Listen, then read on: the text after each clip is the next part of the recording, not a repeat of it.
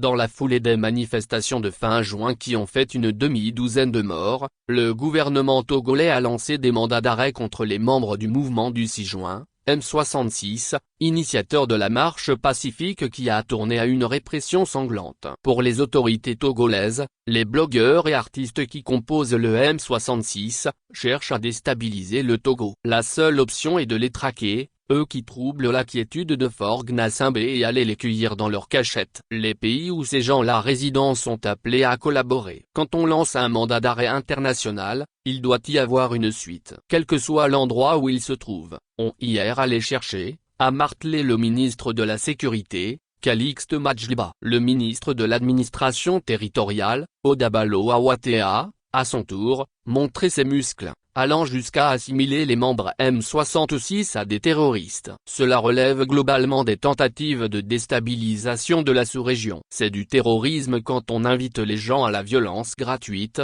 a-t-il renchéri. Et comme au Togo, on se croit le nombril du monde à qui on doit obéir au doigt et à l'œil. Un ministre togolais débarque à Paris avec certainement des mallettes bourrées de fric pour demander aux dirigeants du pays des droits de l'homme d'extrader les ressortissants togolais qui y vivent, simplement parce qu'ils ont appelé à des manifestations auxquelles les populations avaient massivement répondu. Et le ministre est convaincu qu'Emmanuel Macron allait mettre à sa disposition un cargo avec à son bord ses concitoyens dont la tête est mise à prix qu'il allait ramener à Lomé. Le pouvoir de Faure Gnassingbé a tiré à terre. Cela aurait été peut-être possible si le Togo était un État respectueux des droits de l'homme. Malheureusement, dans les geôles de la dictature au Togo, croupissent depuis des années une centaine d'innocents politiques. Les tortures et les refus de soins à certains gravement affectés par les conditions de détention ont entraîné la mort d'une dizaine parmi ces prisonniers politiques. De plus, des enlèvements de militants des droits de l'homme, d'activistes, bref de voix dissidentes, sont devenus le lot quotidien de la jeunesse togolaise. La preuve, mercredi 3 septembre 2025, deux jeunes, membres de la synergie des élèves et étudiants du Togo, c'est Abalio Atizo et Lamboni Abdul Zulkarnaini ont été enlevés à Lomé. C'est dans ce climat de répression que le régime de Faure Gnassingbé a dépêché à Paris, Paco Majrouvi, ministre des Droits de l'Homme, accompagné de son collègue de l'enseignement supérieur, Kanka Malik Nachaba, aux fins d'obtenir des autorités françaises l'extradition des membres de M66.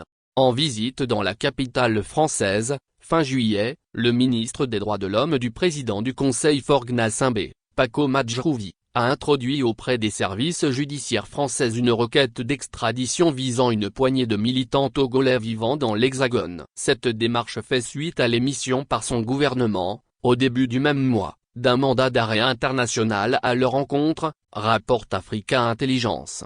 Mais la tentative a connu un échec cuisant. Selon le journal français en ligne, ce n'est pas la première fois que les autorités togolaises essuient le refus de Paris de livrer les ressortissants vivant sur le sol français pour des motifs politiques. Le confrère rappelle que déjà, en 2002, des tentatives de la part du prédécesseur et père de Faure Gnassingbé, Gnassingbé Eyadema, d'obtenir le répartement de son ex-premier ministre Abeyome Kodjo s'étaient soldées par un échec.